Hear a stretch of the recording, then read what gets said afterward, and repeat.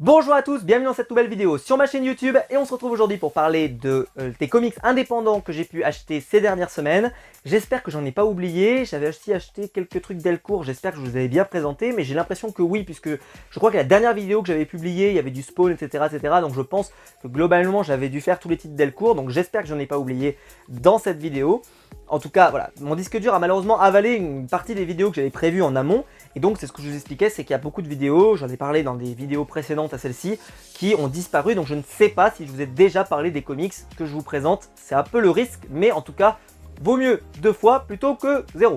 Voilà, c'est ce qu'on va se dire. Donc aujourd'hui, on est là pour parler de quelques comics indépendants, en particulier du Bliss. Il y aura beaucoup de Bliss et un petit peu d'Urban Indies. On commence donc avec Urban Indies, avec les 2 comics que j'ai reçus cet été. C'est la série Crossover avec le tome 1 à 10 €, qui je crois est plus à 10 €. Voilà, il était à 10 € jusqu'au 15 juillet, donc je l'ai acheté juste avant qu'il repasse à un prix supérieur. Et enfin, Crossover, tome 2, qui donc est un récit de Donny Cates, qui, alors là, attention, accrochez-vous, qui raconte l'histoire d'une personne en fait qui fait se rencontrer dans un comics un petit peu tous les classiques de la pop culture. Alors on va faire très simple. Alors, c'est un récit qui est diablement intelligent. C'est-à-dire que c'est référencé, vous avez vraiment l'idée que... comment dire, que en fait c'est le rêve de tous, c'est-à-dire que vous lisez des personnages de BD, et puis d'un coup la BD rentre plus ou moins dans votre vie monotone, si vous voyez ce que je veux dire. Alors c'est un comics qui est malheureusement d'une certaine manière référencé. C'est un comics, il y a beaucoup de clins d'œil, beaucoup. Il y a beaucoup de références à tout, plein de choses, et je sais pas si vous aurez tout. Même moi, je suis pas sûr d'avoir tout, hein, pour être tout à fait transparent avec vous. Hein. Mais j'ai essayé de suivre et surtout de jamais lâcher. Parce qu'en plus, vous avez même parfois des références qui sont plus pas des personnages, mais qui sont des auteurs. C'est-à-dire que parfois, c'est des auteurs qui sont eux-mêmes dans le récit. Donc forcément, c'est vraiment on brise le 4e mur, mais plus en réalité. Et donc, c'est très... comment dire, c'est très... je cherche le mot, je vais pas dire innovant, mais parce que oui c'est très innovant, mais c'est très créatif, c'est peut-être le mot le plus proche de celui que je cherchais, qui voilà, vise à qu'on ait un peu des références qui sont cachées partout. Alors par contre, je vous précise tout de suite, vous avez des clins d'œil, mais alors, vous en avez beaucoup. Vous avez même des clins d'œil à des personnages d'Image Comics. La fin, par exemple, donne des clins d'œil sur des personnages d'Image Comics qui sont assez importants. Et le tome 2 est dans cette même veine. Hein. Vraiment, c'est très solide.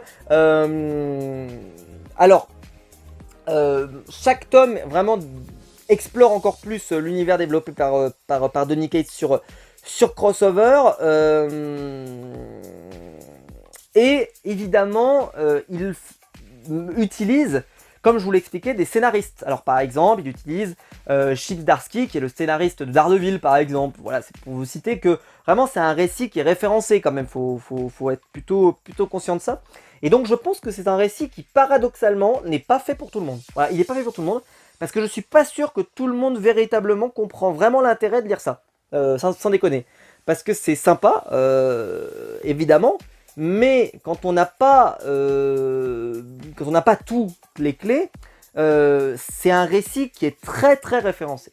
Donc très clairement, ne lisez pas ça comme premier comics parce que sinon là vous allez littéralement pas comprendre. Et je trouve que c'est en plus un comics très... bah voilà, hein, c'est-à-dire que Donny Cates n'hésite pas, comment dire, à se moquer de lui-même, voilà, pour le dire ainsi. Donc c'est un récit qui est un peu schizo, vous voyez, qui est un peu bizarre. Donc je vais pas... oula, ça fait pas que je vous montre du tout, parce que c'est un énorme spoil. Je vais pas vous montrer ça non plus. Non mais en fait là je peux rien vous montrer, donc je vais pas le faire. Je vais remonter avant, ouais, on va remonter avant, voilà, parce que je veux pas... oula, là je vais surtout pas vous montrer ça non plus.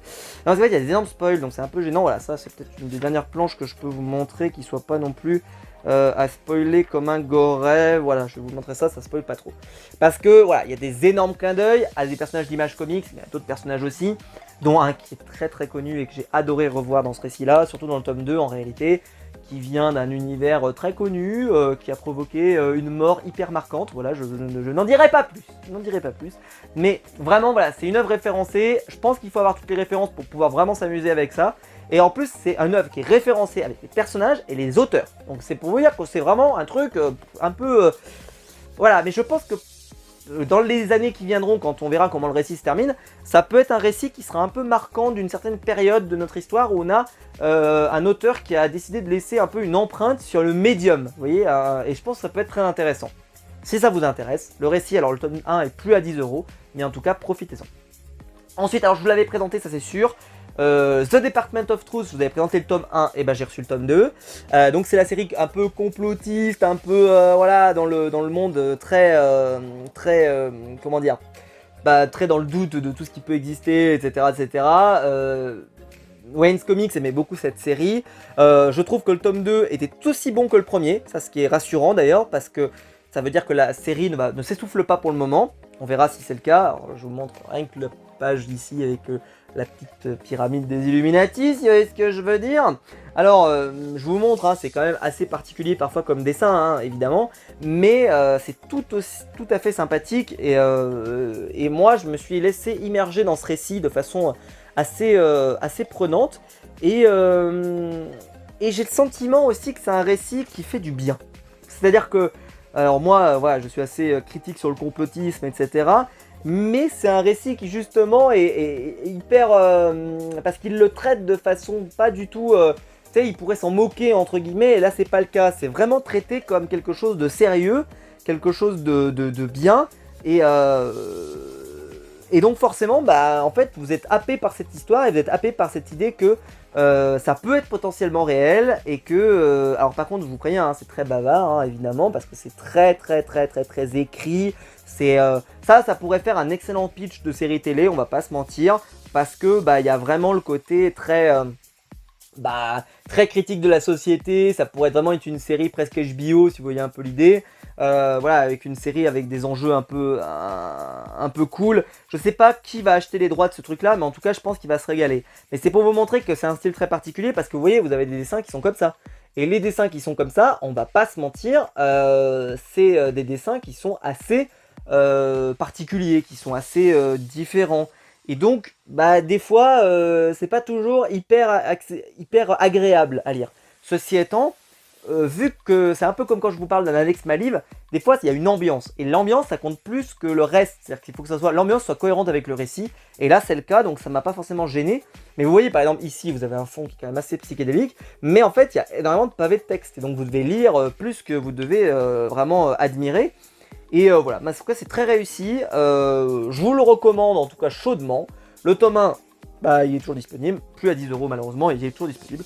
Et là, bah, vous avez le tome 2, donc profitez-en si jamais vous souhaitez vous lancer sur la série. Ensuite, on va donc passer au titre Bliss édition, Bliss Comics. Alors, j'ai appris en fait par Prof et Geek, je crois, qui nous avait dit ça dans une vidéo, mais je sais plus qui m'en avait parlé. Non, c'est peut-être Comics Play d'ailleurs. Ou les deux. Allez, je donne l'exclusivité de l'info aux deux. Lors d'une vidéo qui parlait de leurs achats, ils ont évoqué le fait qu'ils... Je sais que les deux achètent beaucoup de Bliss. C'est pour ça que je sais que c'est soit l'un, soit l'autre. Voilà. L'info me vient forcément de l'un des deux. Ils disent dans la vidéo, Bliss va arrêter de publier des séries classiquement. Ils vont publier des séries qui seront, limitées, avec un nombre d'exemplaires très limité, je crois à peu près 1000 exemplaires, un truc comme ça, avec des tirages courts, ou 2000 exemplaires, je sais plus, mais en tout cas c'est des tirages très courts, peut-être 2000 ça me paraît beaucoup, mettons 1000. Avec donc une partie avec des couvertures exclusives pour la période Ulule, et ensuite des couvertures plus classiques pour être distribuées sur le marché.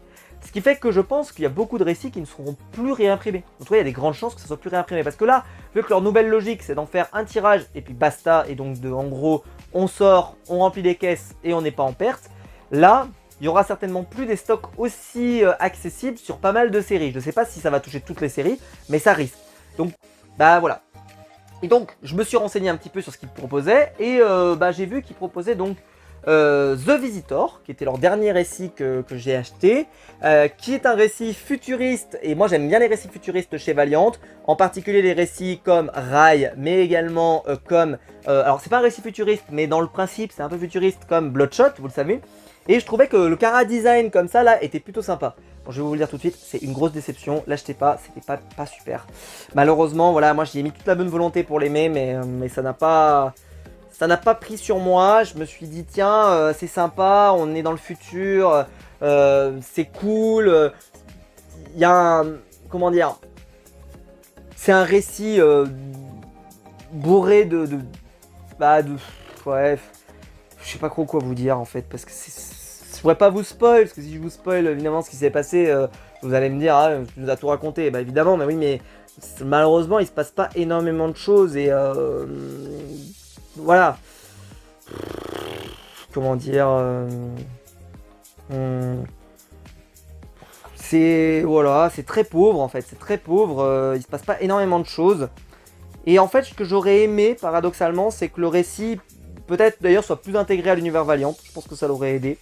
Et globalement, que le récit soit plus... pas seulement un récit où t'as un mec qui poursuit des gens, et puis bah t'as une enquêtrice qui essaie de comprendre pourquoi il poursuit des gens, quoi.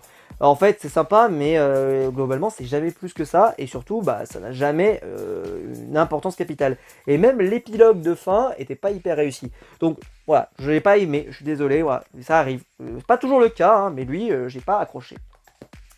Alors ça, je l'ai pas encore lu. Voilà, je vous le dis tout de suite, mais je vous explique pourquoi je l'ai acheté maintenant. C'est que justement, quand j'ai appris que y avait des récits qui donc n'allaient plus être forcément réimprimés, en tout cas, enfin, je sais pas si ça va être réimprimé, je veux pas créer la panique, ne croyez pas sur parole, mais en tout cas, la nouvelle politique, c'est ça. Donc je vois pas pourquoi ils garderaient en intégrale ou des choses comme ça, des choses qui sont en stock. Je pense que voilà, il y en a en stock actuellement, mais quand ça va être fini, ça sera fini.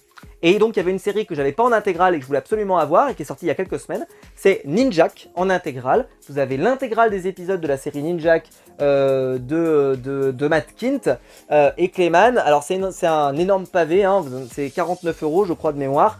Donc clairement un rapport qualité-prix qui est énorme. Il ira rejoindre Harbinger, Archer et Armstrong, la première intégrale Bloodshot. Voilà, c'est les intégrales que j'ai chez moi. Ou même Rai d'ailleurs, mais elles sont toutes petites celles de Rai. C'est un récit que je ne connais pas, donc je ne vais pas vous en parler parce que je ne voudrais pas vous dire de bêtises sur ce récit. Ça, c'est des choses que je lirai beaucoup plus tard. Enfin, beaucoup plus tard, ça c'est des choses que je mets en stock, c'est-à-dire que je garde dans ma bibliothèque en bas. Et si un jour j'ai une période où je ne sais pas trop quoi lire, qui n'arrive jamais, mais bon voilà, et ben ça fait partie des choses que j'ai en accès, c'est-à-dire que je sais que ça par exemple, cet été par exemple, ça peut me faire un super récit à lire dans une période un peu plus creuse où il n'y a pas forcément de récits qui m'intéresseront, et ben j'ai ce récit de Ninjak. J'avais déjà, je crois, le tome 1 de Ninjak que j'avais acheté parce qu'il était à 10 € je crois, ou je l'avais acheté parce que... Non, je l'avais acheté à 10 € je crois, ouais, je sais plus. Ouais. En tout cas, voilà, je l'avais. Et donc là, bah, maintenant, j'ai l'intégrale. Donc je vais me séparer du tome 1, évidemment. Mais voilà, l'intégrale, je suis très content de l'avoir. Celle-ci, vraiment, c'est un petit bijou. Ouais, je suis très content. Et donc, celle-ci, je l'ai achetée de façon préventive. Et pour compléter ma collection, pareil, je ne l'ai pas encore lu, mais ça, par contre, ça va arriver beaucoup plus vite. C'est parce que, pareil, bah, au cas où elle soit plus dispo, après, on sait jamais, ça serait quand même malheureux. C'est que moi, j'ai l'intégrale Divinity, mais j'avais pas Eternity, la fin du récit de Divinity. Donc je l'ai commandé, voilà, ça c'est pas dans ma priorité non plus, hein, c'est pas des trucs que je dois lire obligatoirement maintenant. Je vivais sans jusqu'à maintenant, donc je vois pas pourquoi je m'en prive, je serais pressé de le lire, entre guillemets. Mais voilà, au cas où il soit plus dispo, qu'il soit plus réimprimé, ou machin, des conneries comme ça, bah, c'est la fin du run de Eternity, de Divinity avec donc Eternity, qui est un peu la fin de tout ça, quoi, voilà, qui est la fin de ce truc-là. Je dois bien avouer que quand je l'ai ouvert, j'ai fait...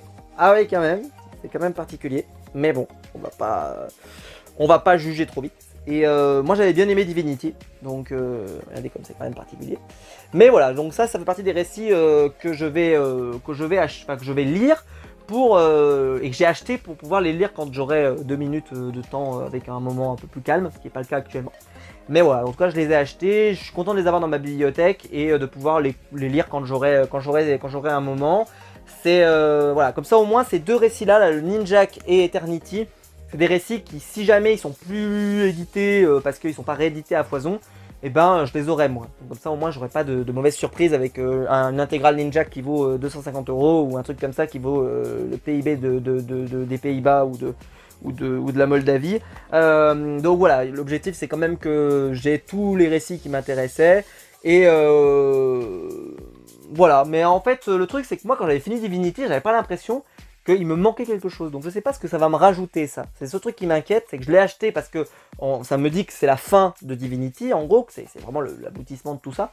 Mais moi, quand j'ai lu Divinity, j'avais pas le sentiment qu'il me manquait un truc. Donc pourquoi ce titre existe? Donc j'ai hâte de le lire pour comprendre si vraiment j'ai bien fait de l'acheter. Voilà.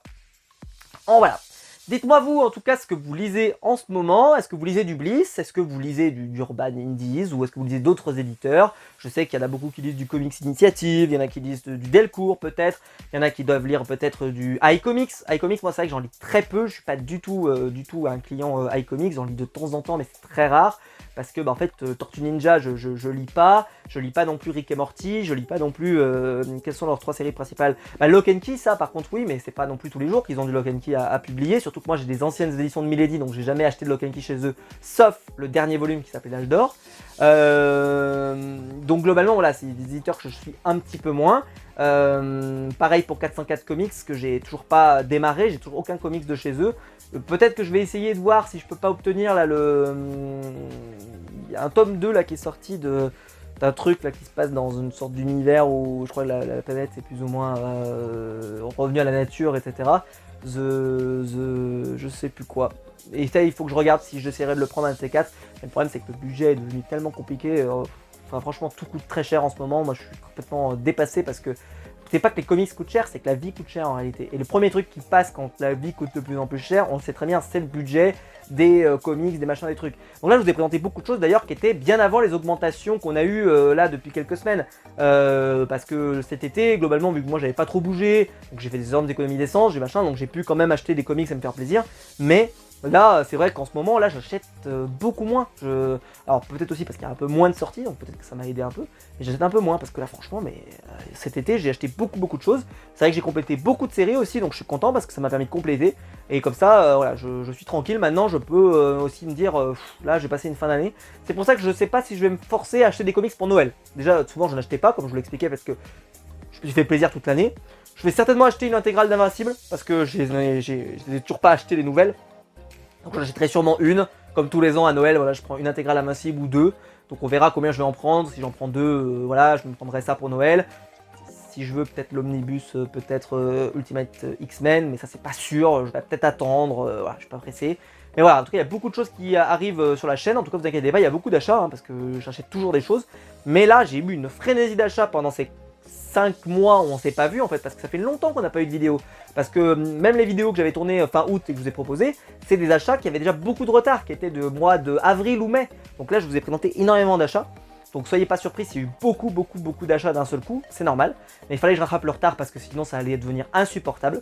En tout cas voilà, j'espère que la vidéo vous aura plu. On se retrouve en tout cas très vite pour de nouvelles vidéos. Si la vidéo vous a plu, vous pouvez la liker, vous pouvez vous abonner, vous pouvez la partager sur les réseaux sociaux. Il y a le bouton rejoindre sur la chaîne YouTube juste en dessous ici pour soutenir la chaîne financièrement et je vous en remercie. Vous avez même un bouton qui s'appelle Thanks, j'ai découvert ça là, qui s'appelle Merci. Donc vous pouvez me dire merci, donc n'hésitez pas à me dire merci si jamais vous avez envie de me dire merci. Et même en anglais ça marche. Merci beaucoup. C'est incroyable de ce que je fais. En tout cas, voilà. En tout cas, j'espère que la vidéo vous a plu. Ça vous a peut-être donné des idées, des cadeaux, peut-être pour Noël, peut-être. Hein. Une intégrale Ninja, ça peut être sympa, offrir à Noël. Ou offrir une intégrale Bloodshot. Pourquoi pas, ça pourrait être très cool. Parce que Bloodshot Reborn, offrez-le, c'est trop bien. Avant que ce soit plus pas dispo, si jamais un jour c'est pas dispo, offrez Batman, n'importe quoi. Bloodshot Reborn, c'est vraiment excellentissime par Jeff Lemire, c'est sublime. Voilà, je vous ai tout dit. On se retrouve de toute façon très vite pour de nouvelles vidéos sur ma chaîne YouTube. Ciao.